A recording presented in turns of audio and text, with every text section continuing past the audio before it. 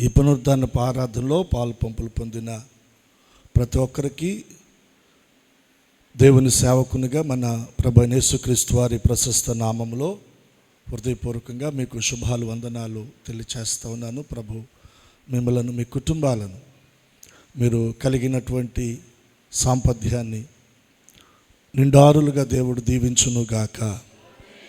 అలాగే లైవ్లో ఆరాధనలో పాల్గొందినటువంటి ప్రతి ఒక్కరిని, వారి కుటుంబాలను కూడా ప్రభు నిండారులుగా దీవించునుగాక. ఆమేన్. అందరూ బైబిల్ తెరిచి యోబు గ్రంథం 7వ అధ్యాయం, అందరూ బైబిల్ తెరిచి చూడండి. యోబు గ్రంథం 7వ అధ్యాయం మొదటి వచ్చిన భాగం. భూమి మీద ఉండగా మీరందరూ బైబిల్ తెరిచి ఈ వచ్చిన భాగాన్ని మీరు గమనించాలని మీకు మనవి చేస్తూ ఉన్నాను. భూమి మీద తెరిచి చూడండి. యోబు గ్రంథం 7వ అధ్యాయం మొదటి వచనం. భూమి మీద నరుల కాలము, భూమి మీద నరుల కాలము యుద్ధ కాలము కాదా? యుద్ధ కాలము కాదా? వారి దినములు వాని దినములు కూలివాని దినముల వంటివి కావా? వాని దినముల వంటివి కావా? ఈ వాక్య భాగాన్ని ప్రభు మనందరి వినికిడిలో దీవించును గాక. యోబు గ్రంథం 7వ అధ్యాయం మొదటి వచ్చిన భాగములో దేవుని వాక్యము సెలవిస్తూ ఉంది.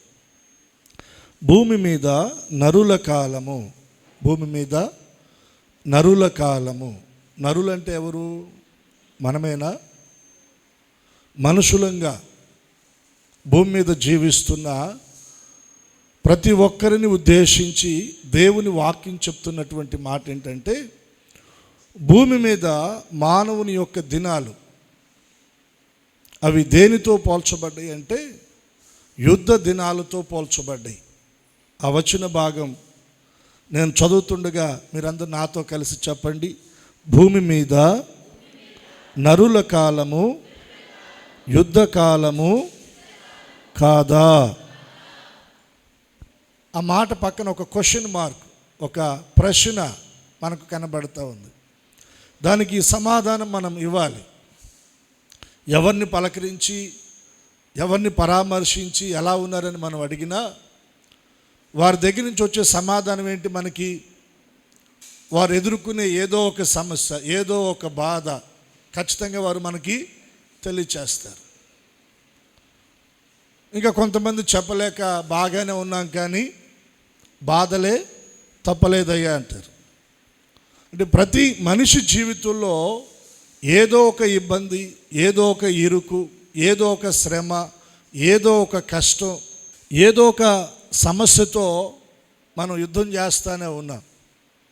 ఏదో ఒక బలహీనతతో మనం యుద్ధం చేస్తూనే ఉన్నాం. కొందరు జీవితాల్లో అనారోగ్య పరిస్థితులతో యుద్ధం, కొందరు జీవితాల్లో ఆర్థికపరమైనటువంటి ఇబ్బందులతో యుద్ధం,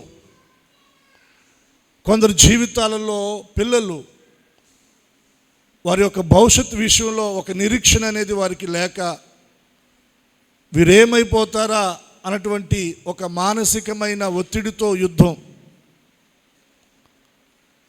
పిల్లలు చదువుల్లో వారు ఎదుర్కొంటున్న పరిస్థితులను బట్టి వారు యుద్ధం చేస్తూ ఉన్నారు. ఇలా ఎవరి వయసులో, ఎవరి పరిధిలో వారి జీవితాలు ఎలా నడిపించబడతా ఉన్నాయంటే, వారి దినాలు ఎలా కొనసాగించబడతా ఉన్నాయంటే యుద్ధ దినాలుగా కొనసాగించబడతా ఉన్నాయండి. యుద్ధం ఉన్న చోట మొదటగా నెమ్మది అనేది ఉండదు, సమాధానం అనేది ఉండదు, సంతోషం అనేది ఉండదు.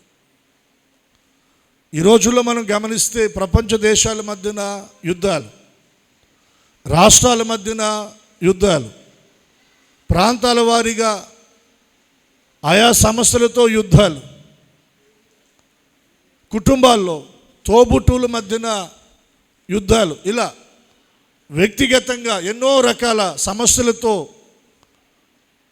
ప్రతి దినం కూడా మనిషి పోరాటం చేస్తూనే ఉన్నాడు, యుద్ధం చేస్తూనే ఉన్నాడండి. ఏదో ఒక సమస్యతో, ఏదో ఒక శోధనతో, ఏదో ఒక శ్రమతో యుద్ధం చేస్తానే ఉన్నాడు.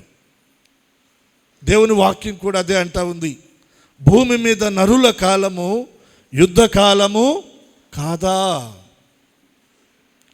యుద్ధ కాలంగా మన జీవిత దినాలు నడుస్తూ ఉన్నాయి. యుద్ధ కాలంగా మన బ్రతుకు దినాలు గడుస్తూ ఉన్నాయి. యుద్ధ కాలంగా మన కుటుంబ పరిస్థితులు మన ఎదుట కనబడతా ఉన్నాయి. మనం ఎదుర్కొంటున్న ఈ పరిస్థితులు, ఈ యుద్ధ కాలం ఒక పులి స్టాపుతో ఆగి మన జీవితంలో మనం నెమ్మదిని పొందుకోవాలి. ఇది సాధ్యపడుతుందా? సాధ్యపడితే అది ఎలా సాధ్యపడుతుంది అనే విషయాలు దేవుని యొక్క వాక్యములో నుండి మనం తెలుసుకుందాం. మీరు చూడండి, 2వ దినవృత్తాంతాల గ్రంథం 14వ అధ్యాయం 6వ వచన భాగాన్ని మనం చదవగలిగితే, ఆ సంవత్సరములలో చదువుతాను. అతనికి యుద్ధము లేకపోవుట చేత ఆ సంవత్సరములలో అతనికి యుద్ధములు లేకపోవుట చేత దేశములో నెమ్మది కలిగి ఉండెను. దేశములో నెమ్మది కలిగి ఉండెను. రెండు చేతులెత్తి స్తోత్రం చెల్లిద్దాం. ఇందాక యోబు గ్రంథంలో మనం ఏం చదువుకున్నాం? భూమి మీద నరుల కాలము యుద్ధ కాలము కాదా. ప్రతి వ్యక్తి, ప్రతి కుటుంబం, ప్రతి ప్రాంతం, ప్రతి రాష్ట్రం లేదా ప్రతి దేశం, ప్రతి ఒక్కరు కూడా వారి దినాలు ఎలా గడుస్తున్నాయి అంటే, వారి జీవితంలో యుద్ధ దినాలుగా, పోరాటంతో పోరాడవలసినటువంటి దినాలుగా గడుస్తూ ఉన్నాయి. ప్రపంచ దేశంలో ప్రజలందరి పరిస్థితి ఎలా ఉండగా, ఒక చిన్న రాజ్యం, యూదా రాజ్యం, యూదా ప్రజలను పరిపాలిస్తున్నటువంటి ఆసా దినములలో ఆసాను గూర్చి, అతని రాజ్యాన్ని గూర్చి, ఆ రాజ్యంలో ఉన్న ప్రజలను గూర్చి దేవుని వాక్యము సెలవిస్తున్నటువంటి మాట చూడండి. ఆ సంవత్సరములలో అతనికి యుద్ధములు లేకపోవుట చేత, యుద్ధములు లేకపోవుట చేత దేశములో నెమ్మది కలిగి ఉండెను. రెండు చేతులెత్తి స్తోత్రం చెల్లిద్దాం. యుద్ధాలుంటే నెమ్మది ఉండదు. కుటుంబంలో ఎప్పుడు పోట్లాట్లు జరుగుతూ ఉంటే నెమ్మది ఉంటుందా? చెప్పండి. బంధువుల మధ్యన ఎప్పుడు గొడవలు జరుగుతూ ఉంటే నెమ్మది ఉంటుందా? సమాధానం ఉంటుందా? సంతోషం ఉంటుందా? ఉండదు కదా. నెమ్మది అనేది ఎప్పుడు కలుగుతుంది? యుద్ధాలు లేనప్పుడు నెమ్మది అనేది కలుగుతుంది. ఆ సంవత్సరములలో, అన్ని సంవత్సరాలు కాదండి, ఇక్కడ ఈ పాయింట్ మీరు నోట్ చేసుకోవాలి. ఆ సంవత్సరములలో యుద్ధములు లేకపోవుట చేత దేశములో నెమ్మది కలిగింది. ఆ సంవత్సరాలు ఏ సంవత్సరాలు? అది మనకి పాయింట్. ఆ సంవత్సరాలు ఏ సంవత్సరాలు? ఏ సంవత్సరాల్లో యుద్ధాలు లేకుండా యూదా దేశంలో ఆసా రాజు పరిపాలనలో దేశంలో ప్రజలు నెమ్మదిని అనుభవించారు? ఆ విషయాన్ని మనం తెలుసుకోవాలి. దేశంలో నెమ్మది కలిగి ఉండెను. యెహోవా అతనికి విశ్రాంతి దయచేసి ఉండగా అతడు యూదా దేశమున ప్రాకారములు గల పట్టణములను కట్టించెను. ప్రాకారములు గల పట్టణములను కట్టించాడు. అతని దేశంలో ప్రజలకు నెమ్మది, అతని జీవితంలో దేవుడు అతనికి విశ్రాంతిని కలుగచేశాడు. అతడు విశ్రాంతి పొందడానికి, దేశంలో ఉన్న ప్రజలందరూ నెమ్మది పొందడానికి, ఆ దేశంలో అనేక పట్టణాలు కట్టబడడానికి, ప్రాకారము గల పట్టణాలు కట్టబడడానికి, వీటన్నిటికీ మూలం ఏంటంటే యుద్ధాలు లేవు. యుద్ధాలు లేకపోవటం చేత ఇవన్నీ కూడా జరిగినాయండి. వ్యక్తిగతంగా కానీ, మానసికంగా కానీ, మన కుటుంబంలో కానీ, మనం పని చేస్తున్న చోట, వ్యాపారం చేస్తున్న చోట, ఉద్యోగం చేస్తున్న చోట మనకేం ఉండకూడదంటే యుద్ధ వాతావరణం ఉండకూడదు. రెండు చేతులెత్తి స్తోత్రం చెల్లిద్దాం. ఏముండకూడదు? మనకి యుద్ధ వాతావరణం ఉండకూడదు. యుద్ధ వాతావరణం ఉన్న చోట మనకి నెమ్మది లేదు, సమాధానం లేదు, సంతోషం లేదు. ఏ పనిలో కూడా మనం ముందుకు వెళ్ళలేం. మన జీవితంలో అంతా కూడా గలిబిలిగా, గందరగోళంగా, అసమాధానంతో చేస్తుంది ఏది కూడా కలిసి రాక కృంగిపోయే పరిస్థితుల మధ్యన మనం బ్రతుకుతామండి. ఆ సంవత్సరములలో యుద్ధములు లేకపోవుట చేత, ఆ సంవత్సరాలు ఏ సంవత్సరాల్లో 7వ వచనంలో మనం చూస్తామండి. అతడు యూదా వారికి ఇలాగు ప్రకటన చేసెను. అతడు యూదా వారికి ఇలాగు ప్రకటన చేసెను. మన దేవుడైన యెహోవాను, మన దేవుడైన యెహోవాను మనము ఆశ్రయించితిమి. మనము ఆశ్రయించితిమి. రాజు తన ప్రజలకు చెప్తున్నాడు, దేశంలో ఉన్న ప్రజలందరికీ చెప్తున్నాడు, యూదా ప్రజలారా, ప్రియ దేవుని ప్రజలారా, ఈ రోజున ఈ సంవత్సరాలలో మనం నెమ్మదిని అనుభవించడానికి, విశ్రాంతిని అనుభవించడానికి, సుఖంగా బ్రతకడానికి, అనేక పట్టణాలను మనం ప్రాకారాలను కట్టించడానికి, క్షేమాన్ని నొందడానికి మూలం ఏంటో తెలుసా? ఒకవేళ మీరు అనుకుంటున్నారేమో, మా రాజుగారు మమ్మల్ని బాగా పరిపాలిస్తున్నాడు, రాజుగారి యొక్క మంచి పరిపాలన బట్టి దేశమంతా నెమ్మదిగా ఉందని మీరు ఒకవేళ అనుకుంటున్నారేమో. అలా కానే కాదు. ఈ నెమ్మది ఎక్కడి నుండి వచ్చిందంటే, మన దేవుడైన యెహోవాను మనము ఆశ్రయించితిమి. ఆశ్రయించినందున ఆయన మన చుట్టూ నెమ్మది కలగ చేసి ఉన్నాడు. చప్పట్లు కొట్టి ఒకసారి దేవుని నామాన్ని కనపరుద్దాం.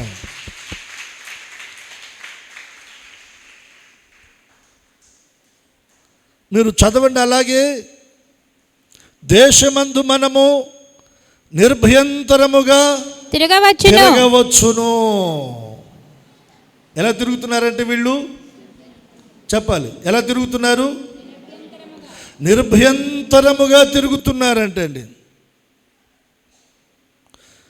ఏ భయము లేకుండా తిరుగుతున్నారు. అంటే శత్రువు భయం లేదు, యుద్ధ వాతావరణ భయం లేదు. నిర్భయంతరంగా వారు దేశంలో సంచరిస్తూ ఉన్నారు, పనులు చేసుకుంటూ ఉన్నారు, వ్యవసాయం చేసుకుంటూ ఉన్నారు, వ్యాపారాలు చేసుకుంటూ ఉన్నారు, ఉద్యోగాలు చేసుకుంటూ ఉన్నారు, పిల్లలు మంచిగా చదువుకుంటూ ఉన్నారు. అన్ని విషయాల్లో వారు చక్కగా ముందుకు కొనసాగించబడుతూ ఉన్నారు. ఆ క్రమంలోనే ఆర్థికంగా వారు దీవించబడ్డారు. పట్టణాలను కడుతున్నారు, ప్రాకారములు గల పట్టణాలను కడుతున్నారు. దేశంలో 10 సంవత్సరాలు నెమ్మది. ఈ నెమ్మది ఎక్కడి నుండి వచ్చిందంటే, వారు తమ దేవుడైన యెహోవాను ఆశ్రయించారు. ఆశ్రయించినందున దేవుడు వారికి నెమ్మది కలగచేశాడు. వారి చుట్టూ కూడా ఆయన వారికి నెమ్మదిని కలగచేశాడు. మన జీవితంలో కూడా యుద్ధ వాతావరణం లేకుండా నిర్భయముగా మనం సంచరిస్తూ మన పనులు చేసుకుంటూ, ఏ భయము లేక ముందుకు మనం చక్కగా నడిపించబడినట్లు, ఆర్థికంగా మనము దీవించబడి అనేక విషయాల్లో రాణించున్నట్లుగా, మన చుట్టూ నెమ్మది కలిగి మనం జీవించున్నట్లుగా మనం చేయవలసిన పని ఏంటంటే, మనము దేవుణ్ణి ఆశ్రయించే వారంగా ఉండాలి. ఎవరిని ఆశ్రయించాలి? మనం చెప్పాలి. ఎవరిని మనం ఆశ్రయించాలి? చెప్పాలి గట్టిగా. ఎవరిని ఆశ్రయించాలి? మనం దేవుణ్ణి మనము ఆశ్రయించాలి.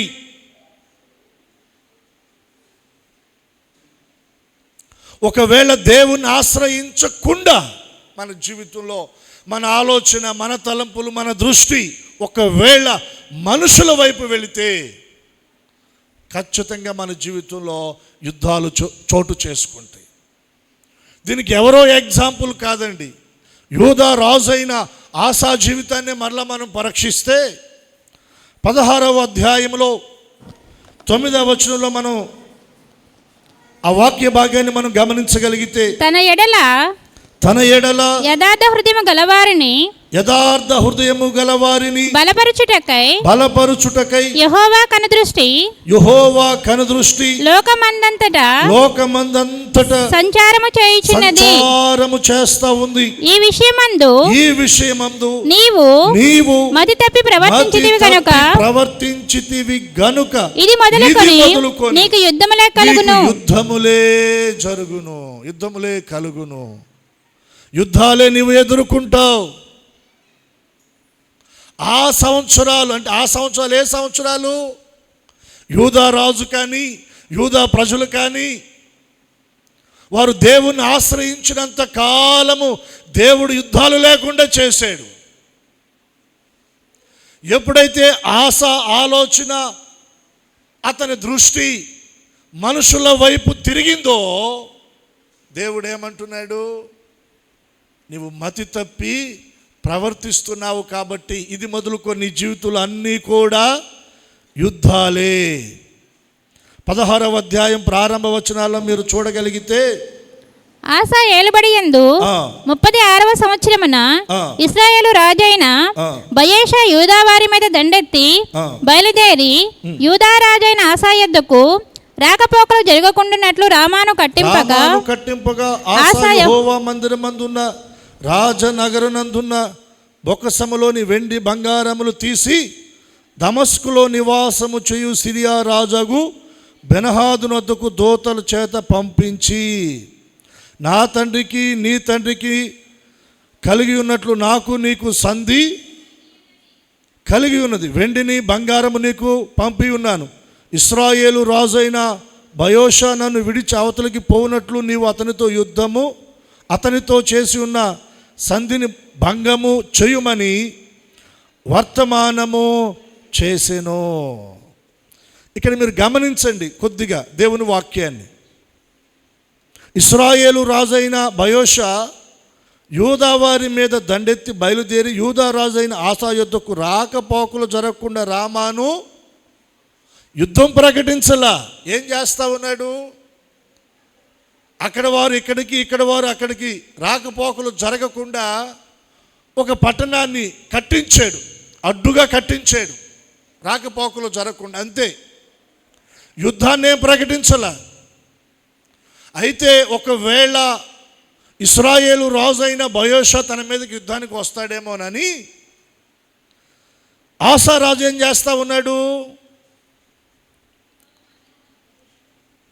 దేవుని మందిరములో ఉన్న కొంత ధనాన్ని, తన రాజనగర్లో ఉన్న కొంత ధనాన్ని తీసి దమస్కులో నివాసము చేస్తున్నటువంటి సిరియా రాజు అనేటువంటి బెనహాదదుకి దాన్ని కానుకగా పంపించి, ఇశ్రాయేలు రాజుతో నీకున్న సంధిని భంగం చెయ్యి, నా తండ్రికి నీకు మధ్యన ఉన్నట్లుగా సంధి నాతో నీవు కుదుర్చుకో, దానికి కావలసినటువంటి వెండి కానీ బంగారం కానీ ధనాన్ని కానీ నేను నీకు పంపిస్తాను, నీవు నాకు అనుకూలంగా ఉండాలి అని చెప్పి సిరియా రాజు అయిన బెనహాదదుతోటి సంధి కుదుర్చుకున్నాడు. ఒక ఇబ్బంది వచ్చినప్పుడు, ఓ కష్టం వచ్చినప్పుడు, ఓ శ్రమ వచ్చినప్పుడు, నీ జీవితంలో ప్రతికూల పరిస్థితులు ఎదురైనప్పుడు, లేదా ఒకవేళ యుద్ధ వాతావరణం నువ్వు ఎదుర్కొంటున్నప్పుడు నీ దృష్టి ఎవరి వైపు తిరగాలి? నీ ఆలోచన ఎవరి మీదకి వెళ్ళాలి? సహాయం కొరకు నువ్వు ఎవరి దగ్గరికి వెళ్ళాలి? దేవుని దగ్గరికి కదా. కానీ ఆసా ఎవరి దగ్గరికి వెళ్ళాడు? దేవుని దగ్గరికి వెళ్ళలా, దేవుని సన్నిధిని ఆశ్రయించలా, దేవుణ్ణి ఆశ్రయించలా.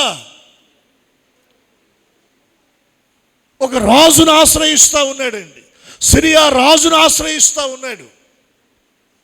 దీనికి ముందుగా వేరొక రాజ్యం వారు ఆసా మీదకి దండెత్తొచ్చారు. దండెత్తొస్తే వారి విషయంలో ఆసా దేవుని దగ్గరికి వెళ్ళి ప్రార్థన చేసుకున్నాడు. ఆశాపక్షంగా దేవుడు శత్రువులతో యుద్ధం చేసి ఆసాకు గొప్ప విజయాన్ని దేవుడిచ్చాడు, జయ జీవితాన్ని ఇచ్చాడు. కొల్ల సొమ్మునిచ్చాడు, దేశంలో నెమ్మదిని కలిగించాడు. రోజులు గడుస్తూ ఉన్నాయి, వారాలు, మాసాలు, సంవత్సరాలు గడుస్తూ ఉన్నాయి. కాస్తంత ముందుకు వెళ్ళగానే ఇశ్రాయేలు రాజు అయిన బోయషా విషయంలో మతి తప్పినవాడుగా దేవుణ్ణి ఆశ్రయించవలసిన ఆశ ఒక రాజు దగ్గరికి వెళ్ళి రాజు సహాయాన్ని కోరుకుంటూ ఉన్నాడు. ఈ విషయంలో దేవుడు తన సేవకుని పంపించి యూదా రాజు అయిన ఆసాతో మాట్లాడుతున్నాడు. నీవు మతి తప్పి ప్రవర్తించావు. ఏం తప్పి ప్రవర్తించాడంట? చెప్పాలి అందరూ. ఏం తప్పి ప్రవర్తించాడు? ఏం చేశాడు అతను? దేవుణ్ణి ఆశ్రయించవలసిన అతను ఒక మనిషిని ఆశ్రయించాడు. అది దేవునికి నచ్చల. దాని మూలంగా ఆశా జీవితంలోనికి ఏమొచ్చినాయి అంటే యుద్ధాలు. ఇప్పుడు మనల్ని మనం ఒకసారి మన వైపు మనం పరీక్షించుకుందాం. మన జీవితంలో ఎందుకు ఈ యుద్ధాలు, యుద్ధ వాతావరణం, ఎందుకు ఈ భయం, ఎందుకు ఈ భీతి, ఎందుకు ఈ సమస్యలు, వీటి మధ్యన మనం ఎందుకు నలిగిపోతున్నాం? దీనికి మూలం ఏంటంటే మనం దేవుణ్ణి ఆశ్రయించవలసిన సమయంలో దేవుని సన్నిధిని విడిచిపెట్టి మన దృష్టి, మన ఆలోచన మనుషుల వైపు తిరుగుతూ ఉంది. దానిని బట్టే యుద్ధ వాతావరణం మన జీవితంలోనికి వస్తుంది. ఆ 2వ దినవృత్తాంతాల గ్రంథం 14వ అధ్యాయం 6వ వచనంలో మనం చదివాం కదా. ఆ సంవత్సరములలో అతనికి యుద్ధములు లేకపోవుట చేత. ఏ సంవత్సరాలు అవి? అతడు దేవుణ్ణి ఆశ్రయించిన సంవత్సరాలు. ఎప్పుడైతే దేవుణ్ణి ఆశ్రయించకుండా అతడు మనుషుల వైపు తిరిగాడో అప్పుడే అతని జీవితంలో యుద్ధాలు మొదలైనవి. మన జీవితంలో యుద్ధ వాతావరణం కనబడకూడదు. నెమ్మది, సమాధానం, సంతోషంతో నిర్భయంగా సంచరిస్తూ మన పనులు చేసుకుంటూ ఉన్నతంగా దేవుని కృపలో మనం ఎదగాలి అంటే మనం ప్రతి విషయంలో దేవుణ్ణి ఆశ్రయించే వారంగా మనం ఉండాలి. చేతుల దేవునికి మనం స్తోత్రం చెల్లిద్దాం. ఎవరిని ఆశ్రయించాలి చెప్పండి? ఎవరిని ఆశ్రయించాలి? మనం దేవుని ఆశ్రయించినప్పుడు ఏం కలుగుతుంది? మనకి నెమ్మది కలుగుతుంది. నిర్భయంగా మనం జీవించగలం. మన జీవితాల్లో ఎదురవుతున్న భయాలన్నీ దేవుడు తొలగిస్తాడు. ఆర్థికంగా దేవుడు మనల్ని దీవించి ఆయన మనల్ని బలపరుస్తాడు. మనం తలపెట్టిన పని కార్యసిద్ధి అవుతుంది. మనం చేసే పనులు సఫలాకృతం అవుతాయి. దేవుడు తన హస్తాన్ని తోడుగా ఉంచి ఆయన మనకు సహాయాన్ని చేస్తాడు. ఎప్పుడు అంటే మనం దేవుణ్ణి ఆశ్రయించినప్పుడు. దేవుణ్ణి మనం ఆశ్రయించినప్పుడు. దేవుణ్ణి ఆశ్రయించకుండా ఒకవేళ మన ఆలోచన, మన మనసు ఒకవేళ లోక సంబంధమైన వాటి వైపు తిరిగితే మన జీవితంలో ఖచ్చితంగా మనం యుద్ధ వాతావరణాన్ని ఎదుర్కొంటాం. అటువంటి పరిస్థితులు మన జీవితంలోనికి రాకుండా దేవుడి దినాన మనతో మాట్లాడుతున్నాడు. మన ఆలోచన, మన తలంపులు, మన మనసు నిత్యము దేవుణ్ణి ఆశ్రయించునుగాక. మన కుటుంబాల్లో నెమ్మదిని మనము పొందుదుముగాక. సమాధానాన్ని, శాంతిని మనము అనుభవించుదుముగాక. మరొక విషయాన్ని నేను మీకు జ్ఞాపకం చేస్తాను. చూడండి, 2వ దినవృత్తాంతాల గ్రంథం 17వ అధ్యాయం 4-5 వచ్చిన భాగాలు మనం చదువుదాం. బయలుదేవతను ఆశ్రయింపక తన తండ్రి దేవుని ఆశ్రయించుచు ఇశ్రాయేలు వారి చర్యలను వెంబడింపక ఆయన ఆజ్ఞలను అనుసరించి నడిచెను. కాబట్టి యెహోవా అతని చేత రాజ్యమును స్థిరపరచెను. యూదా వారందరును యెహోషాపాతునకు పన్ను ఇచ్చుచుండిరి. అతనికి ఐశ్వర్యమును ఘనతయు మెండుగా కలిగెను. బిగ్గరగా దేవునికి స్తోత్రం చెల్లిద్దాం.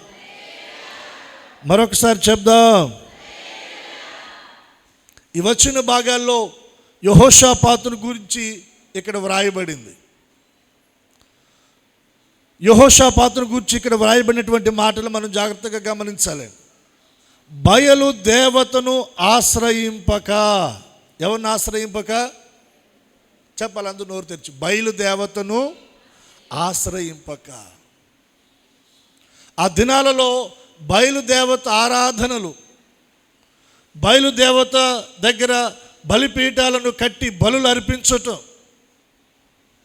ఈ క్రమం, ఈ వాడుక ఆ పరిసర ప్రాంతాల్లో విస్తారంగా జరుగుతూ ఉందండి.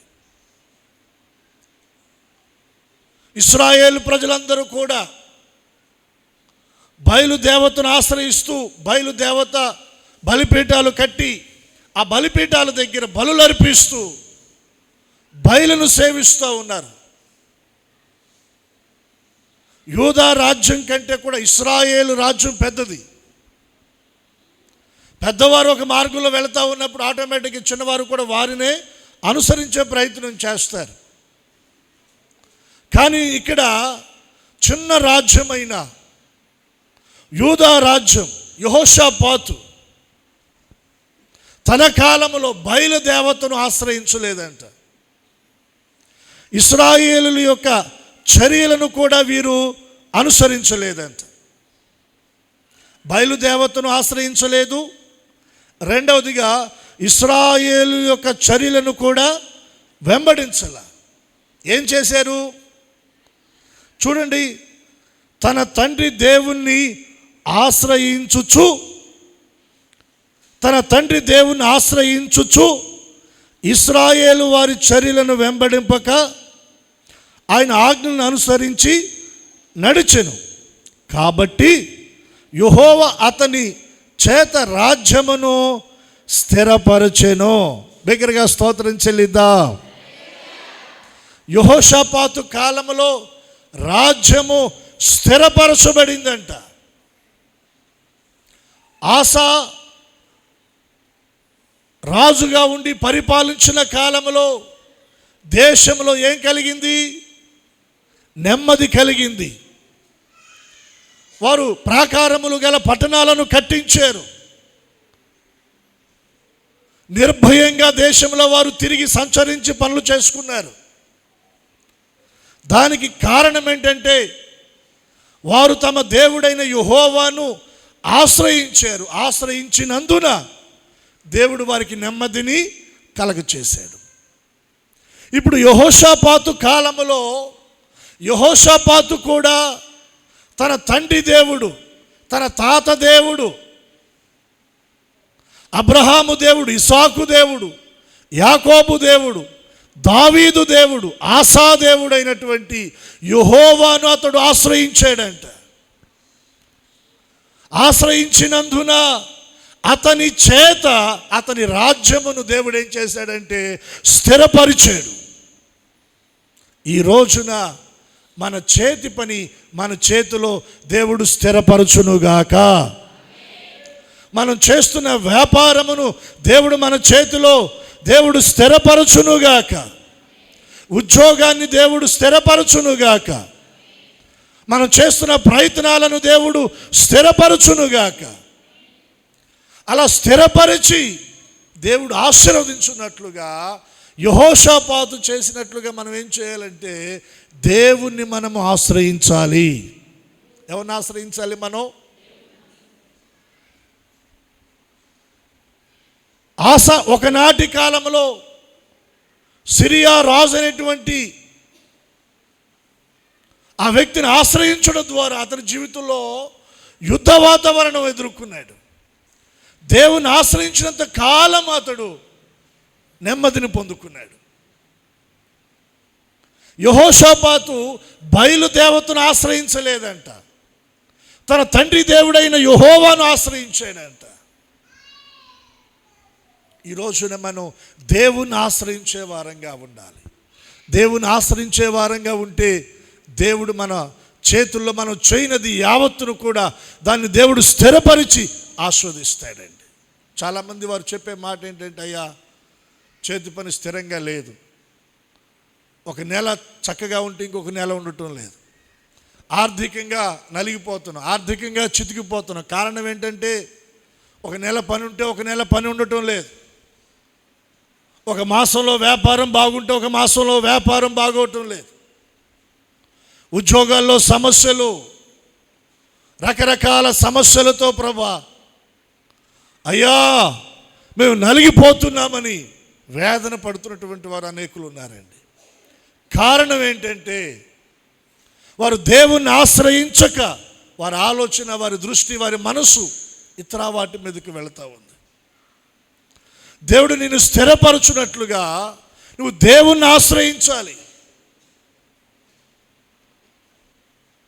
ఏలియా కాలంలో కూడా అంటాడు, ఏమంటాడంటే ఇశ్రాయేలు ప్రజలతోటి, మీరు ఎంతకాలము రెండు తలంపుల మధ్యన మీరు ఉంటారు. ఇశ్రాయేలు ప్రజలు రెండు తలంపుల మధ్యన ఉన్నారంట. ఏంటి వారి రెండు తలంపులు? బయలుదేవత పండుగ వస్తే అక్కడ బలిపీఠాలు కట్టి అక్కడ జాతర చేసి బయలుదేవుడు బయలుదేవుడు అని ఆరాధన చేస్తున్నారు. అలా కొద్ది దినాలు గడుస్తున్నప్పుడు వారి జీవితంలో ఏదైనా కాస్త కష్టం వస్తే, ఇబ్బంది వస్తే, ఇరుకొస్తే అక్కడి నుంచి ఇటు తిరిగి వచ్చి పసకా పండుగ లేకపోతే ఇంకో పండుగ వచ్చినప్పుడు ఇక్కడ బలిపీఠాలు కట్టి యెహోవాయే దేవుడని ఆరాధన చేస్తున్నారు. కొద్ది కాలమేమో యెహోవా దేవుడు అంటున్నారు, కొద్ది కాలమేమో బయలుదేవుడు అంటున్నారు, కొద్ది కాలమేమో యెహోవా దేవుడు అంటున్నారు, కొద్ది కాలమేమో బయలుదేవుడు అంటున్నారు, కొద్ది కాలమేమో యెహోవా దేవుని సన్నిధిలో కనబడుతూ ఉన్నారు, కొద్ది కాలమేమో బయలుదేవత సన్నిధిలో కనబడుతూ ఉన్నారు. రెండు తలంపుల మధ్యన ఉన్నారు, రెండు పడవల మీద కాళ్ళు పెట్టారు. దేవుని మందిరము కావాలంటున్నారు, అటు వచ్చేటప్పటికి లోకములో ఉన్నవన్నీ కూడా కావాలంటున్నారు. ఇటు దేవుని సన్నిధిలో ఆరాధన అంటున్నారు, అటు లోక సంబంధమైన ఆచారాలు అంటున్నారు. వాటిని ఆశ్రయిస్తున్నారు, వీటిని ఆశ్రయిస్తున్నారు, వాటిని ఫాలో అవుతున్నారు, వీటిని ఫాలో అవుతున్నారు. రెండు తలంపుల మధ్యన ఉన్నారండి. అందుకనే ఇశ్రాయేలు ప్రజల జీవితంలో ఒక స్థిరత్వం లేదు, ఒక పునాది లేదు, ఒక స్టాండర్డ్ లేదు. వాళ్ళ పరిస్థితి ఎలా ఉందంటే నిర్జీవ మేఘాల వలె. ఎటు పెనుగాలు వస్తే అటువైపుగా ఆ దిశగా వారు కొట్టుకొని వెళ్ళిపోతూ ఉన్నారు. నిర్జీవ మేఘాలు, పునాది లేని అస్థిరత్వం, నెమ్మది లేని పరిస్థితుల మధ్యన వారు ఉంటూ ఉన్నారు.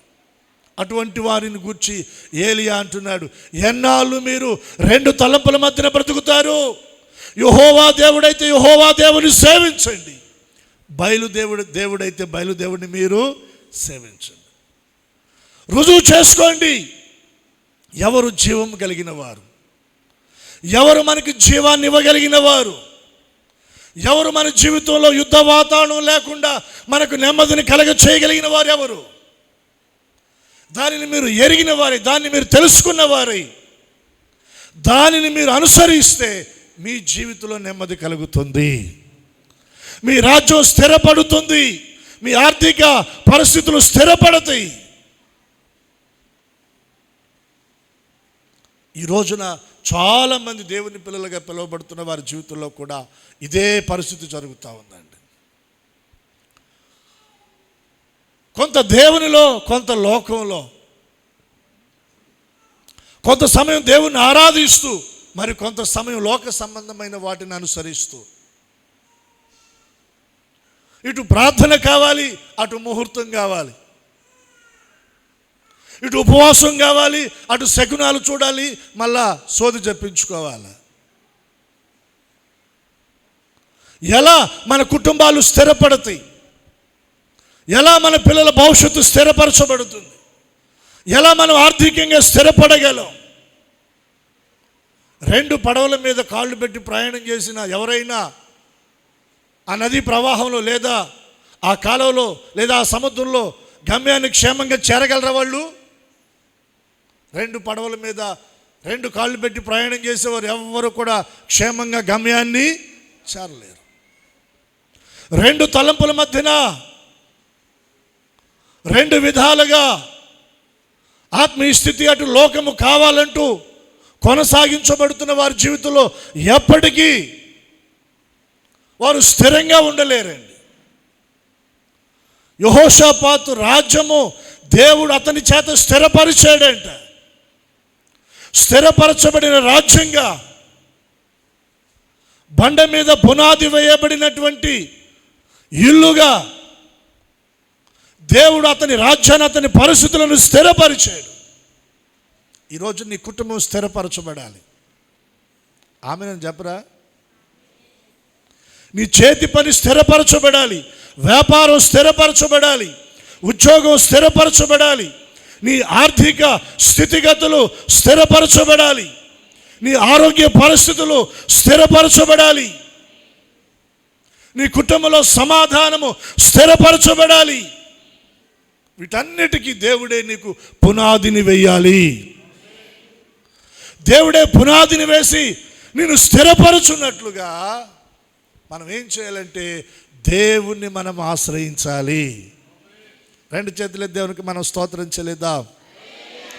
ఏ పరిస్థితుల్లో కూడా బయలు దేవత వైపు మన ఆలోచన వెళ్ళకూడదు, మన దృష్టి వెళ్ళకూడదు. ఇశ్రాయేలీలు చర్యలు, ఆ చర్యలు మన జీవితంలో మనం చేయకూడదు. అన్యులు చర్యలు కొన్ని ఉంటాయండి, ఆ చర్యలు మన జీవితంలోనికి రాకూడదు. వాటిని అనుసరించి మనం నడుచుకోకూడదు. వాటిని అనుసరించి వారి వలె మనం జీవించకూడదు. మన జీవితంలో ప్రతి దానికి మనం దేవుని ఆశ్రయించే వారంగా ఉండాలి. దేవుని పాదాలను సమీపించే వారంగా ఉండాలి. మనం దేవుని మందిరాన్ని ఆశ్రయించే వారంగా ఉండాలి. మనం దేవుని దగ్గరకు వచ్చిన వారు ఎవరిని ఆయన విడిచిపెట్టలేదు. దేవుని సన్నిధిని ప్రేమించిన వారిని ఎవరిని దేవుడు విడిచిపెట్టలేదు. యెహోషాపాతు రాజ్యాన్ని స్థిరపరచటమే కాదండి, అక్కడ ఏమని వ్రాయబడింది చూడండి. 5వ వచనం వరకు కూడా మనం కంటిన్యూగా చదివితే, కాబట్టి యెహోవా అతని చేత రాజ్యమును స్థిరపరచెను. యూదా వారందరూ యెహోషాపాతునకు పన్ను ఇచ్చుచుండిరి. అతనికి ఐశ్వర్యమును కలిగిందంట, ఐశ్వర్యమును ఘనతయు కలిగింది అతనికి. అందరు గొంతులు వినబడేటట్టు చెప్పండి, ఏం కలిగింది? ఐశ్వర్యమును. ఏదో అంతా కొంత కలిగిందా? ఎలా కలిగిందంట? మెండుగా కలిగిందంట. ఈ 2024 సంవత్సరంలో ప్రతి విషయంలో మనము దేవుని ఆశ్రయించుదుముగాక. దేవుణ్ణి ఆశ్రయించిన వారముగా దేవుని సన్నిధిలో మన కుటుంబాలను దేవుడే స్థిరపరచునుగాక. ఐశ్వర్యమును ఘనతను దేవుడు ఈ సంవత్సరం మనకి మెండుగా అనుగ్రహించునుగాక. మీ చేతి నిండా ఎప్పుడు డబ్బులుండునుగాక. ఎంతమంది కావాలనుకుంటున్నారు? హల్లెలూయా. వద్దా? ఈ సంవత్సరం మనం అప్పు ఇవ్వాలా? ఆమేన్ చెప్పండి. ఇంకెంతకాలం ఆ దరిద్రం? యేసు నామములో అది తొలగిపోవునుగాక. దేవునికి అసాధ్యమైనది ఏది లేదు. ప్రియులారా, మనం ఆశ్రయించే అనుభవాలను బట్టి దేవుడు మన జీవితంలో కార్యం చేస్తాడు. బయలుదేవతను అనుసరింపక, ఆశ్రయింపక, ఇశ్రాయేలు చర్యలను చెయ్యక తన తండ్రి దేవుడైన యెహోవాను ఆశ్రయించాడు. యెహోషాపాతు రాజ్యాన్ని స్థిరపరిచాడు. ఐశ్వర్యాన్ని కూడా యెహోషాపాతుకు దేవుడు ఇచ్చాడు. ఐశ్వర్యంతో పాటు ఘనతను దేవుడు ఇచ్చాడండి. ఘనతనిచ్చాడు. ఆయన మనకు మంచి పేరును, ఖ్యాతిని కలగచేసే దేవుడు. దేవునికి స్తోత్ర. మనల్ని గొప్ప చేసే దేవుడు ఆయన. ఆయన మనల్ని ఘనపరిచే దేవుడు ఆయన. మనం ఆయన ఆశ్రయించినంత కాలము ఆయన మనల్ని ఏం చేస్తాడంటే స్థిరపరిచి దీవిస్తాడు. యెషయా గ్రంథంలో ఒక మాట ఉంది, నేను తెరవగా ముయ్యగలిగిన వారు ఎవరైనా ఉన్నారా? నేను ద్వారాన్ని ముయ్యగా తెరవగలిగిన వారు ఎవరైనా ఉన్నారా? దేవుడు తెరిస్తే దాన్ని ఇంకెవరు కూడా మూయలేరు. దేవుడే మూస్తే దాన్ని ఎవరు కూడా తెరవలేరు. నీ ఎదుట దేవుడు ద్వారాలను తెరచునుగాక. దేవుణ్ణి మనం ఆశ్రయిస్తే దేవుడు మన ఎదుట ద్వారాలను తెరుస్తాడండి. యెషయా గ్రంథంలో రాయబడినటువంటి మాట, నేను నీకు ముందుగా పోవచ్చు, మెట్టగానున్న స్థలములను నేను సరళం చేస్తానన్నాడు. ఆయన సరళం చేస్తాడండి. సరళమును చేసి ఆయన మనలను ఆశీర్వదించే దేవుడు. దేవునికి ఒకసారి చేతులెత్తి మనం స్తోత్రం చెల్లిద్దాం. దేవుని ఆశ్రయించుట ద్వారా మనకు నెమ్మది కలుగుతుంది. నిర్భయంగా మనం సంచరించగలం, పనులు చేసుకోగలం, పట్టణాలను కట్టించగలం, వృద్ధిలోనికి మనం రాగలం. దేవుని ఆశ్రయించినందున దేవుడు మన కుటుంబాలను స్థిరపరుస్తాడు, ఐశ్వర్యాన్ని ఇస్తాడు, ఘనతనిస్తాడు. ఆయన మనల్ని ఆశీర్వదిస్తాడు. ఆయన ఆశ్రయించిన వారికి కలిగేటువంటి ఈవులు ఇవి. ఇంకొక విషయాన్ని కూడా నేను మీకు జ్ఞాపకం చేస్తాను. చూడండి, ఇదే 2వ దినవృత్తాంతాల గ్రంథం 26వ అధ్యాయం. చూడండి, 26వ అధ్యాయం 5వ వచన భాగం. దేవుని ప్రత్యక్షత విషయమందు తెలివి కలిగిన జకర్యా దినములలో అతడు దేవుని ఆశ్రయించెను. అందరం స్తోత్రం చెల్లిద్దాం. హల్లెలూయా. బిగ్గరగా చెప్దాం, హల్లెలూయా. దేవుని ప్రత్యక్షత విషయమందు తెలివి కలిగిన జకర్యా దినములలో అతడు దేవుని, ఆ తర్వాత లైన్ కంటిన్యూ చేయండి. అక్కడ ఇంకొక, అతడు యెహోవాను ఆశ్రయించినంత కాలము దేవుడు అతని వర్ధిల్ల చేసెను. అతడు యెహోవాను ఆశ్రయించినంత కాలము, అంతా కాలం కాదండి, ఆశ్రయించినంత కాలము దేవుడు అతన్ని వర్ధిల్ల చేసెను. చప్పట్లు కొట్టి దేవుని నామానికి కనబరుద్దాం. ఎంతకాలమైతే ఆశ్రయిస్తామో అంతకాలమే. ఎప్పుడైతే మనం ప్రక్కకు వస్తామో, ఎప్పుడైతే ట్రాక్ పక్కకు తప్పుతుందో నెమ్మది పోగొట్టుకుంటాం.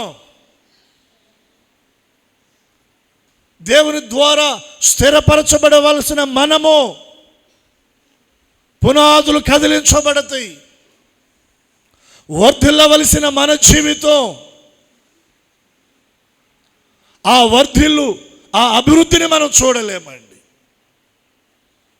ఉజ్జియాను గూర్చి ఇక్కడ వ్రాయబడుతూ ఉంది. ఉజ్జియాను గూర్చి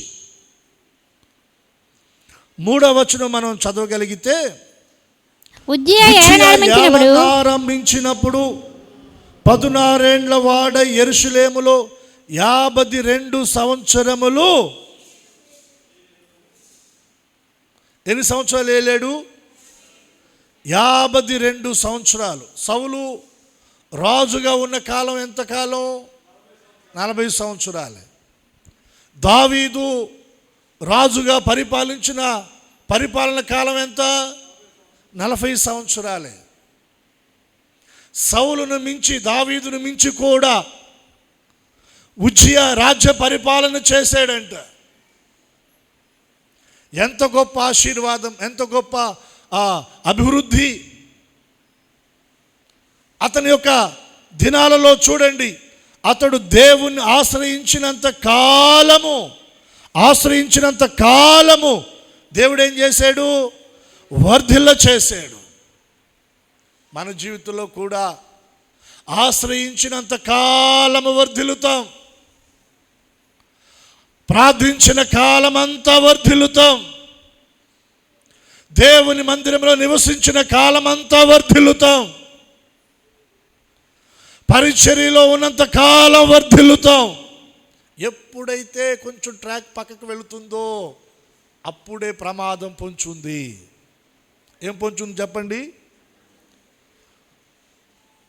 ఇక్కడ మనం గమనించవలసిన విషయం ఏంటో తెలుసా?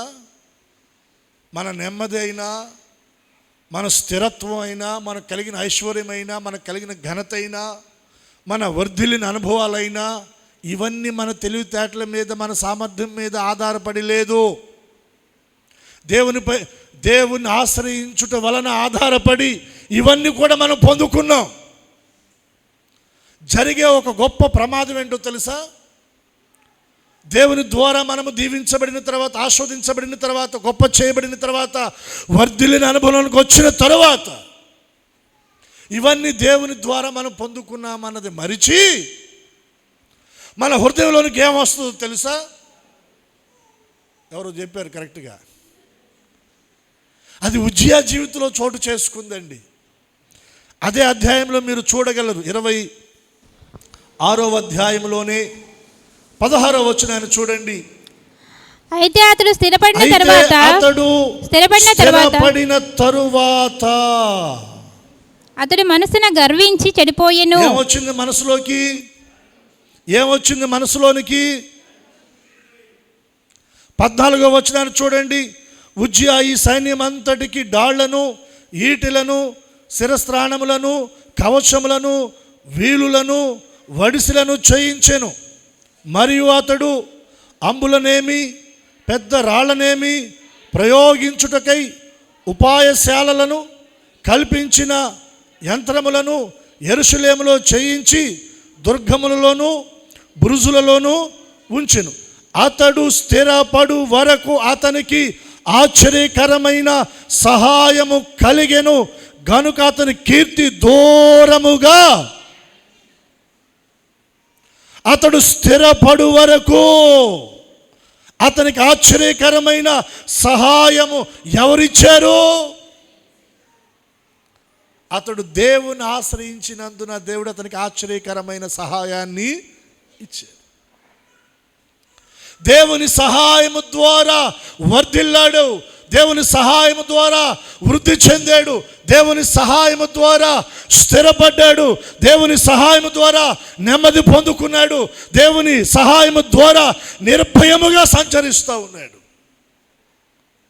అయితే ఇప్పుడు స్థిరపడిన తరువాత ఒక్కొక్కసారి జరిగే పెద్ద పొరపాటు ఏంటో తెలుసా? దేవుని ఆశ్రయించకుండా మన హృదయంలోనికి ఏమొస్తుంది చెప్పండి? గర్వం వస్తుంది.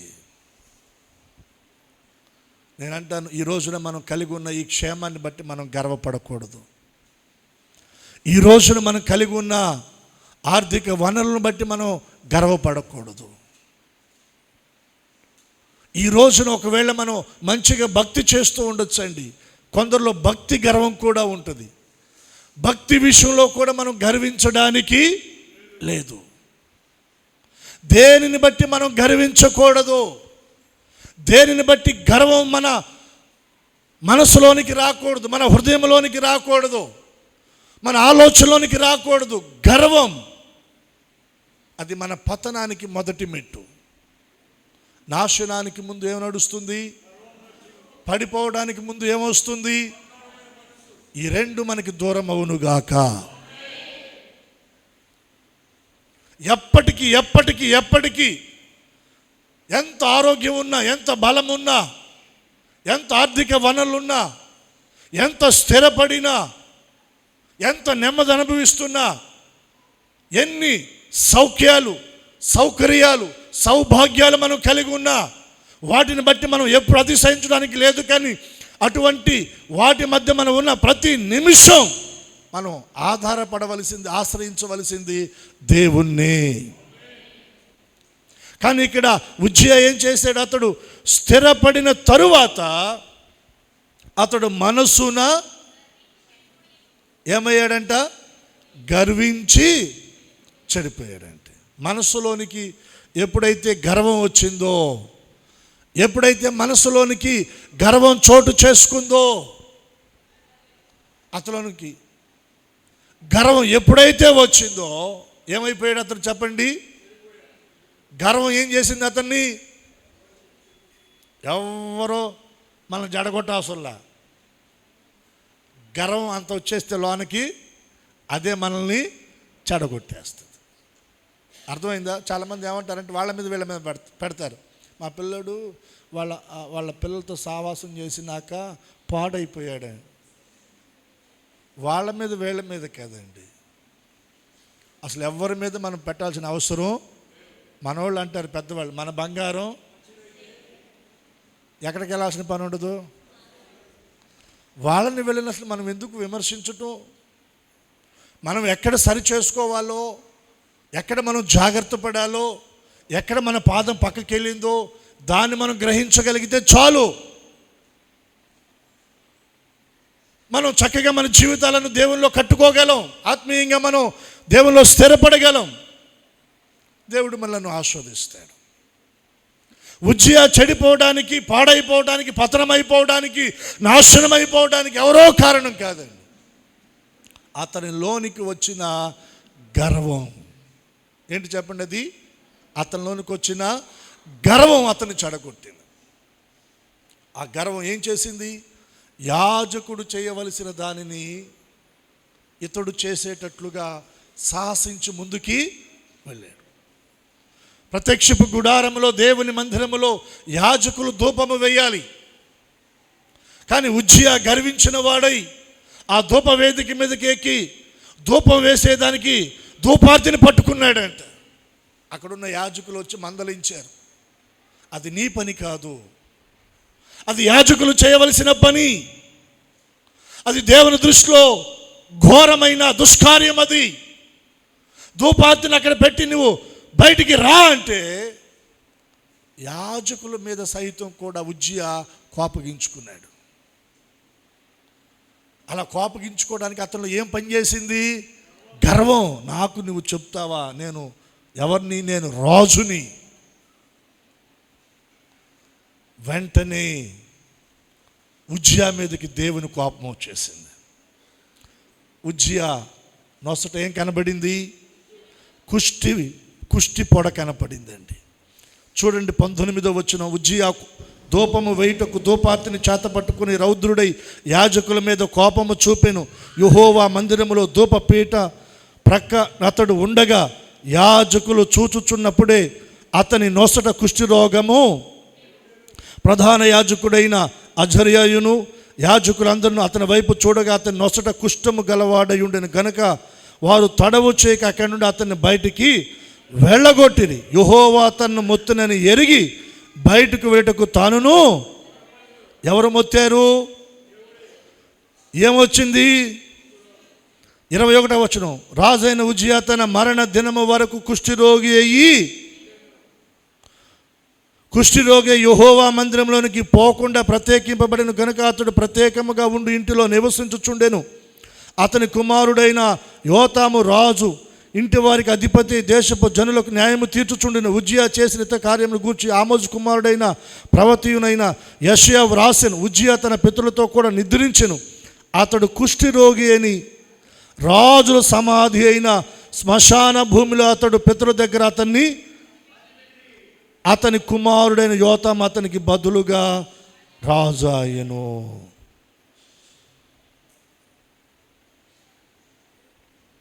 చివరికి ఎక్కడికి వెళ్ళిపోయాడు చెప్పండి? శ్మశాన భూమికి. చచ్చేంతవరకు అతడు మరలా రాజ్య పరిపాలనలో సింహాసనం మీద కూర్చోలే, రాజనగర్లో లేడు. చచ్చేంతవరకు అతడు దేవుని మందిరానికి వెళ్ళడానికి అవకాశము.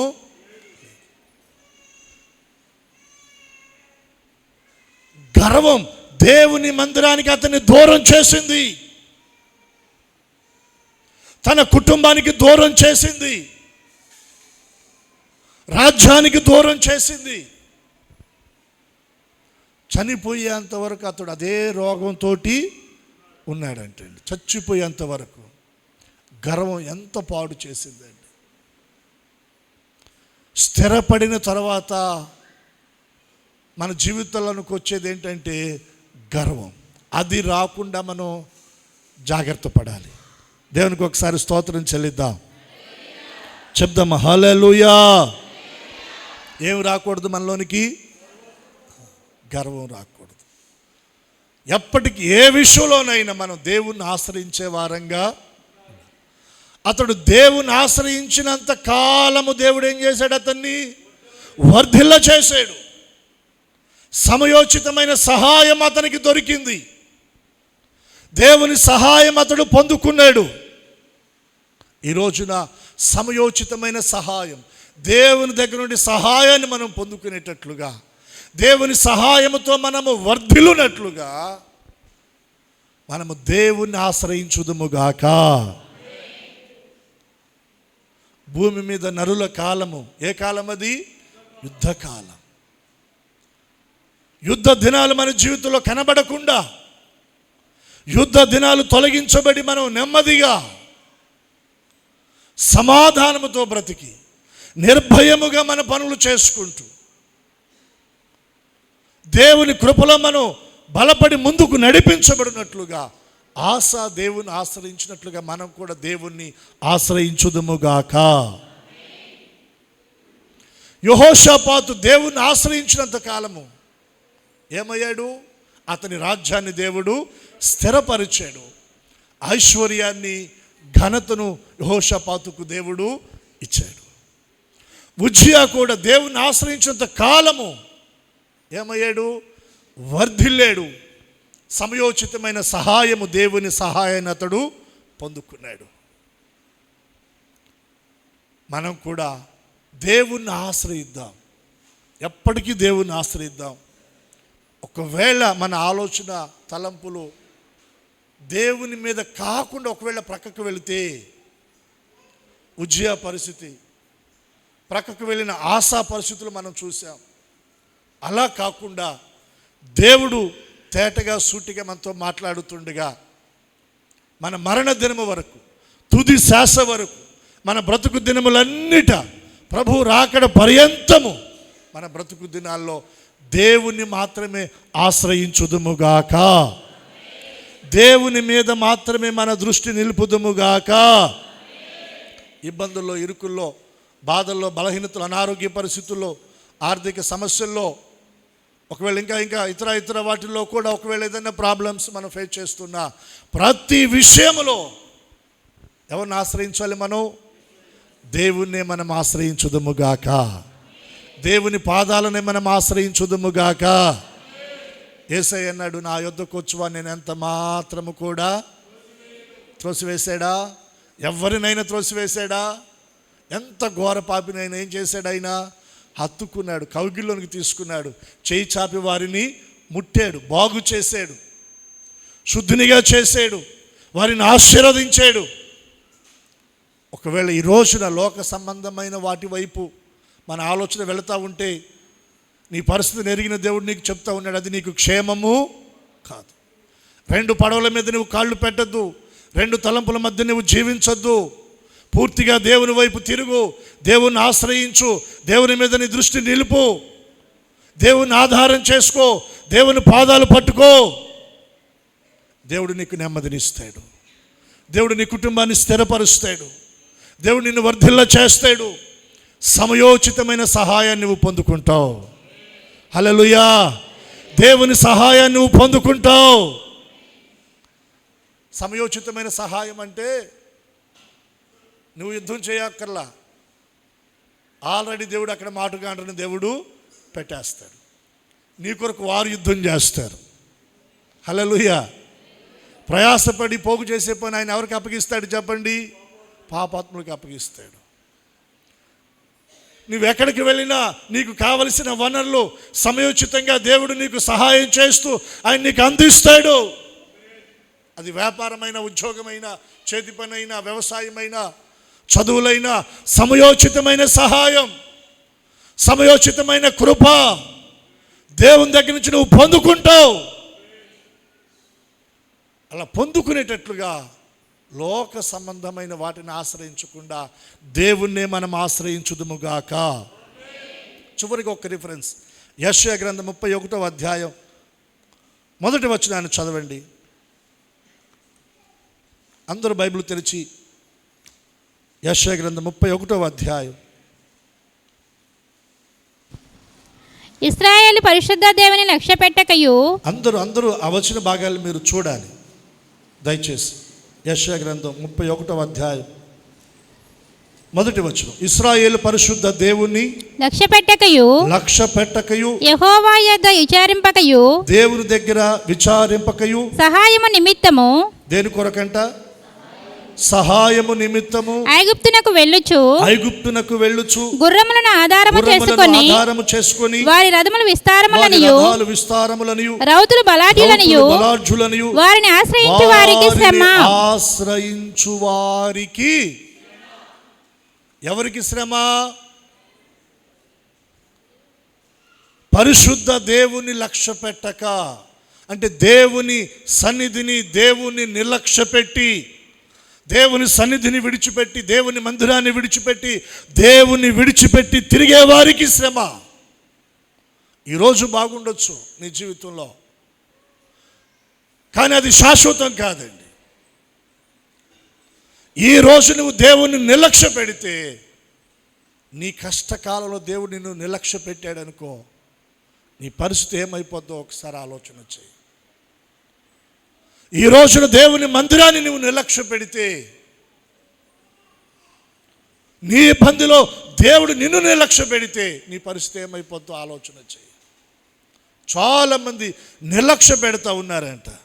ఇశ్రాయేల్ పరిశుద్ధ దేవుని లక్ష్య పెట్టకయు దేవుని యొద్ద విచారింపకయు సహాయము నిమిత్తం ఎక్కడికి వెళుతున్నారు? ఐగుప్తుకు వెళుతున్నారు. ఎందుకు ఐగుప్తుకు వెళుతున్నారు? అక్కడ గుర్రాలు ఉన్నాయి, వాటిని మనం ఆధారం చేసుకుందాం. గుర్రాలు దేనికి సాదృశ్యం? బలానికి.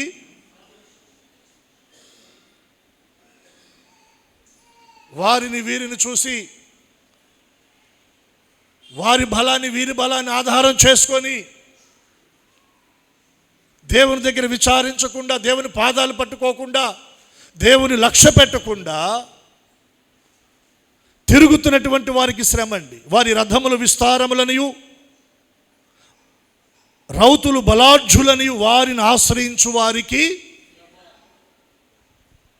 లోకాన్ని ఆశ్రయిస్తే శ్రమ అండి, శ్రమ. ఐగుప్తు అంట, దాని మీద ఎవరైతే ఆనుకుంటారో తన మీద ఆనుకున్నటువంటి వారిని అది గుచ్చుతుందంట, రెల్లు వలె. ఒక ముళ్ళు గుచ్చినప్పుడు ఏమవుతుంది? మన దేహానికి గాయం అవుతుంది. లోకం మీద నువ్వు ఆధారపడిన నిన్ను అది గుచ్చి నీకు గాయాన్ని చేస్తుంది, కానీ నీ గాయాన్ని కట్టదు అది. లోక సంబంధమైనవి ఏవి కూడా నీ జీవితాన్ని బాగు చేయలేవు. నీ జీవితంలో నీకు కలిగిన గాయాలను కట్టలేవు, నీకు నెమ్మదిని కలగ చేయలేవు. నీకు నెమ్మదిని కలిగించేవాడు యేసునాథుడు. నిన్ను అన్ని విషయాలు స్థిరపరిచి బలపరిచేవాడు యేసునాథుడు. నిన్ను వర్ధిల్ల చేసి సమయోచితమైన సహాయాన్ని నీకు అందించేవాడు యేసునాథుడు. చేతులు దేవునికి బిగ్గరగా స్తోత్రం చెల్లిద్దాం, చెప్దామా హల్లెలూయా. చాలామంది అంటే నామకార్థ క్రైస్తవులండి, దేవుని శక్తిని ఎరగనటువంటి వారు. పైకి భక్తి గలవారుగా కనబడతారు, కానీ దేవుని శక్తిని ఎరగనటువంటి వారు. అటువంటి వారు ఈ రోజుకు కూడా శకునుగాండ్రు దగ్గరికి, అంతరాలు దగ్గరికి, సోది చెప్పేవారి దగ్గరికి, జ్యోతిష్కుల దగ్గరికి పరిగెత్తేవారు ఉన్నారు. అలా వారు పరిగెత్తి వారిని ఆశ్రయించడం ద్వారా దేవుని కృపను పొందుకోలేకపోగా ఇంకా దేవుని ఉగ్రతకు వారు గురవుతూ ఉన్నారు. అటువంటి పరిస్థితులు, సాక్ష్యాలు సమాజంలో మనం చూస్తూ ఉన్నాం. ఆ అనుభవాలు దేవుడు మన కళ్ళ ముందు పెడతా ఉన్నాడు. వారు బలహీనులు, మనం బలవంతులు అని కాదు. అటువంటి తొట్టిపాటు మనలో జరగకూడదని వాటిని దేవుడు మనకు జ్ఞాపకం చేస్తూ మనలను జాగ్రత్త పడమంటున్నాడు. హల్లెలూయా. జాగ్రత్త పడదాం. ప్రతి విషయంలో దేవుని పైన ఆధారపడి, దేవుని ఆశ్రయించి దేవుని కృప పొందుకుందాం. అట్టి భాగ్యాన్ని దేవుడు మనకు అనుగ్రహించును గాక. ప్రార్థన చేసుకుందాం. ఎక్కడ వారు అక్కడ తలలు వంచండి, కళ్ళు మూద్దాం. ఇది ప్రార్థన చేసుకునే సమయం. ఎవరు అటు ఇటు తిరిగే ప్రయత్నం చేయమాకండి. కొద్ది సమయం, కొద్ది నిమిషాలు మోకరించగలిగిన వారు మోకరించగలిగినటువంటి వారు మోకరించి ప్రభు దగ్గర ప్రార్థన చేసుకుందాం. ఒకవేళ రెండు తలంపుల మధ్యన, రెండు పడవల మధ్యన, ఇటు దేవుడు అటు లోకం, ఇటు ప్రార్థన అటు అన్యాచారాలు, ముహూర్తాలు, శకునుగాండ్రులు, సోదె, ఒకవేళ ఇలా రెండిటి మధ్యన ఒకవేళ నీవు ఉంటే దేవుడి దినాన మాట్లాడుతున్నాడు.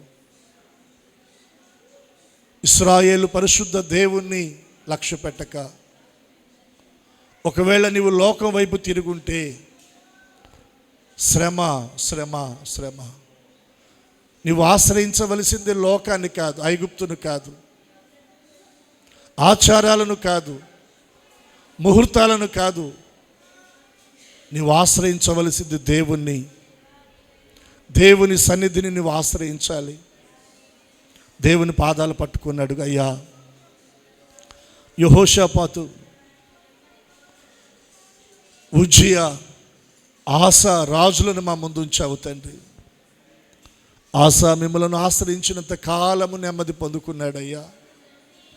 ఎప్పుడైతే తన దృష్టి ప్రక్కకు మళ్ళిందో అతని జీవితంలోనికి యుద్ధాలు చోటు చేసుకున్నాయి. అలా మా పరిస్థితులు ఉండకూడదయ్యా. ఒక్కసారి అందరం అలాగే చేతులెత్తి ప్రార్థన చేసుకుందాము. ఆకాశం మందున్న దేవుని వైపు మన చేతులెత్తి, ఈ దినాన ప్రభా మీ సన్నిధి ఆశ్రయిస్తున్నాను. ఎవరికి వారు ప్రార్థన చేసుకోండి. మీ పాదాలను ఆశ్రయిస్తున్నాను ప్రభా. నా కుటుంబంలో నెమ్మది దయచేయండి. నిర్భయముగా నాయన మేము సంచరించాలి. ప్రతి భయము మాలో నుండి తొలగిపోవాలి తండ్రి. అనేక పనులు మేము పూనుకొని వాటిని మేము సాధించాలి, గమ్యాన్ని మేము చేరాలి ప్రభా. నెమ్మది కలుగునట్లుగా సహాయము చేయండి నాయన. నెమ్మది కలుగునట్లుగా సహాయము చేయండి నాయన. యెహోషాపాతు నాయన, అతని రాజ్యాన్ని మీరు స్థిరపరిచారు. మా కుటుంబం స్థిరపడాలి ప్రభా. ఆత్మీయంగా స్థిరపడాలయ్యా, ఆర్థికంగా స్థిరపడాలి తండ్రి. అడగండి దేవుణ్ణి, అయ్యా ఈ చిన్న వ్యాపారాన్ని స్థిరపరచండి. తప్పులేదు, అడగండి ప్రభా. నా చేతి పనిని స్థిరపరచండి అయ్యా. ఈ చిన్న వ్యాపారాన్ని స్థిరపరచండి ప్రభా. ఈ ఉద్యోగాన్ని స్థిరపరచండి నాయన. మీరు పునాది వేయండి ప్రభువా. మీరు స్థిరపరచండి నాయన.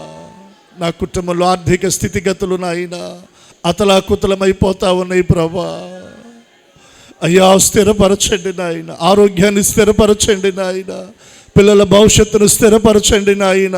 స్థిరపరచండి ప్రభువా. ఈ సమయంలో నువ్వు కన్నీటితో చేసుకునే ప్రార్థన దేవుని చెవుల్లోనికి జొచ్చి వెళుతూ ఉంది. నీ ప్రార్థనను ఆయన ఆమేనని స్థిరపరుస్తూ ఉన్నాడు. దేని కొరకైతే నువ్వు ప్రార్థిస్తున్నావో దానిని దేవుడు నీ జీవితంలో స్థిరపరచబోతా ఉన్నాడు. మౌనంగా ఉండక ప్రభువుని అడుగయ్యా. యెహోషాపాతు మిమ్మల్ని ఆశ్రయించినందున అతని రాజ్యాన్ని మీరు స్థిరపరిచారు కదా ప్రభువా. నా చేతి పనిని స్థిరపరచండి అయ్యా. ఈ చిన్న వ్యాపారాన్ని స్థిరపరచండి అయ్యా. స్థిరపరచండి అయ్యా అని అడుగు. ప్రభు స్థిరపరచబోతా ఉన్నాడు. నీ భవిష్యత్తును ఆయన స్థిరపరుస్తాడు. ఐశ్వర్యాన్ని ఇస్తాడు, ఘనతనిస్తాడు. ఆయన నిన్ను గొప్ప చేస్తాడు. అడుగు. హల్లెలూయా, హల్లెలూయా. ఉజ్జియాను దేవుడు వర్ధిల్ల చేశాడు. ఈ దినాన మనం కూడా వర్ధిల్లాలి. సమయోచితమైన సహాయము దేవుని దగ్గర నుంచి మనం పొందుకోవాలి. యేసయ్యా, సమయోచితమైన సహాయము నాకు దయచేయండి. సమయోచితమైన సహాయము దయచేయండి నాయన. కృప అనుగ్రహించండి ప్రభువా. కృప అనుగ్రహించండి అయ్యా. అందరం ఒక్కసారి ఎలుగెత్తి అడుగుదామా? మన చేతుల ఆకాశము తట్టెత్తయ్యా. సమయోచితమైన కృప, సమయోచితమైన సహాయము మీ ద్వారా మేము పొందుదుముగాక.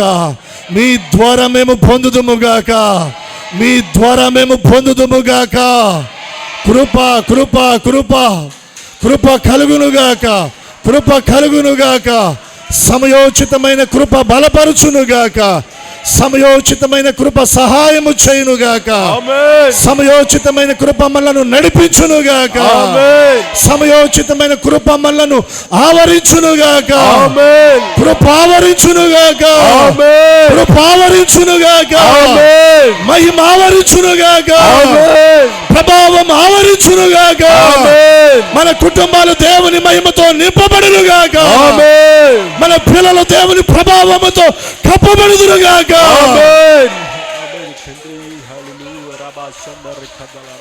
Thank you, Jesus. Hallelujah. తురాబా షబల Rama రిబల Rama తురాబా షబల. Hallelujah. Hallelujah. మన కుటుంబాల్లో ఉన్న సమాధానం సంపూర్ణంగా తొలగించబడునుగాక. Amen. ప్రతి కుటుంబంలో నెమ్మది కలగాలి నాయన. అవును నాయన. నీ బిడ్డలు నిర్భయంగా నాయన సంచరించాలి ప్రభు. ప్రభువా. నిర్భయముగా వారు పనులు చేసుకోవాలి తండ్రి. వారి హృదయాల్లో ఉన్న భయాలన్నీ తొలగిపోవాలి. వారి హృదయాల్లో ఉన్న కలవరాలన్నీ తొలగిపోవాలి నాయన. నెమ్మది కలుగునుగాక. నెమ్మది కలుగునుగాక. నెమ్మది కలుగునుగాక. సహాయం చేయండి నాయన, సహాయం చేయండి తండ్రి. మీ సన్నిధిలో లైవ్లో ప్రార్థనలు ఏకీభవించిన ప్రతి ఒక్కరిని మీరు దీవించి వారి జీవితాల్లో ఉన్న యుద్ధాలన్నీ సంపూర్ణంగా తొలగిపోవాలి. నెమ్మది వాతావరణం, సమాధాన వాతావరణం, సంతోష వాతావరణం ప్రతి కుటుంబంలో ఉండునుగాక. ఆమేన్. ప్రతి కుటుంబాన్ని ఆత్మీయంగా, ఆర్థికంగా ఐశ్వర్యాన్నిచ్చి ఘనతనిచ్చి మీరు స్థిరపరచుదురుగాక. ఆమేన్. నీ బిడ్డలు చేయు పనులన్నిటిలో కూడా నాయన సమయోచితమైన మీ సహాయముతో నీ బిడ్డలను వర్ధిల్ల చేయుదురుగాక. ఆమేన్. అంతకంతకు వర్ధిల్లుదురుగాక. ఆమేన్. ఈ 2024వ సంవత్సరం నీ ప్రజలు దేశం యొక్క ఉన్నత స్థలములలో నిలబడుదురుగాక. ఆమేన్. మీరు నిలబెడుదురుగాక. ఆమేన్. మీరే ఆశీర్వదించుదురుగాక. ఆమేన్. గొప్ప చేయుదురుగాక. ఆమేన్. చూపండియా. ఎక్కడ కూడా నాయన మాలో గర్వం పని చేయకూడదు నాయన. అవును. మాలోనికి గర్వం రాకూడదు నాయన. అవును ప్రభువా. ఆ గర్వాన్ని తీసివేయండి ప్రభు. అహాన్ని తీసివేయండి నాయన. మాకు తగ్గింపు మనసు ఇవ్వండి నాయన. దీనత్వాన్ని ఇవ్వండి ప్రభు. విధేయత ఇవ్వండి నాయన. కృప అనుగ్రహించండి. మమ్మల్ని మీ చేతులకు అప్పగించుకుంటూ యేసు ఘననామమున ప్రార్థన చేసి అడుగుచున్నాము తండ్రి. ఆమేన్. అందరము చెప్దాం ఆమేన్. ఆమేన్. ఆమేన్.